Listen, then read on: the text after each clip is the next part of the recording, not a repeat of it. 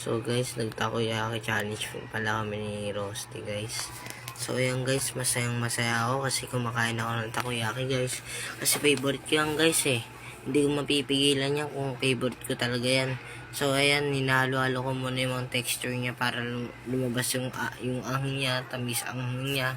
So ayan guys, mahirap nga pala tong ikat yung voice over niya guys.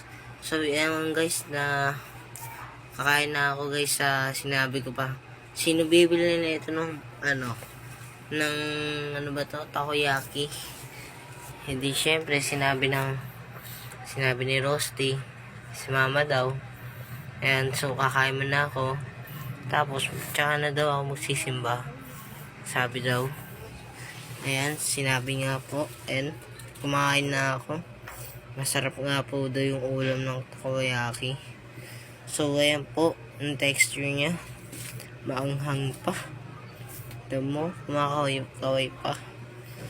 So yun guys, salamat guys sa mga sumasuporta sa akin guys. Sana supportan nyo ako sa mga video ko guys na ina-upload ko guys.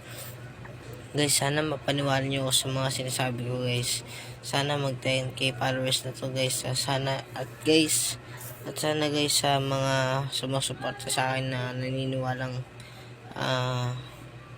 lahat ng mga tao naniniwala sa akin guys na magti-10k followers na tayo guys. So yun guys, sana makain ko na lahat to at magkakat ko na pala to at tinitignan ko pa yung camera ko guys. Ayun na guys, at natikman na nga. Ayun na nga po yung titikim na Rusty yung pangalan. Ayun na po, tinitikman niya na. Pagtapos niya tikman, ayan, sumubo na ng kalating takoyaki guys. So yun nga pala guys, sa takoyaki na to guys, na masarap guys. Mahaba pa tong pinagkukwentuhan natin guys. Salamat guys sa aking mga viewers guys, na kahit 10 lang yung followers natin guys. Sana guys maging 1 million followers na tayo dun guys. At sana marami na pa tayong ma-upload sa video natin guys. At di na ako tinatamad ng video guys. At ayun na guys, matatapos na ako kumain guys. Ayun na guys, mahirap na to guys. At sana guys na voice over ko to guys. Sana guys, masuportan nyo ako lahat sa aking mga mag-anak, sa mga lahat guys, sa mga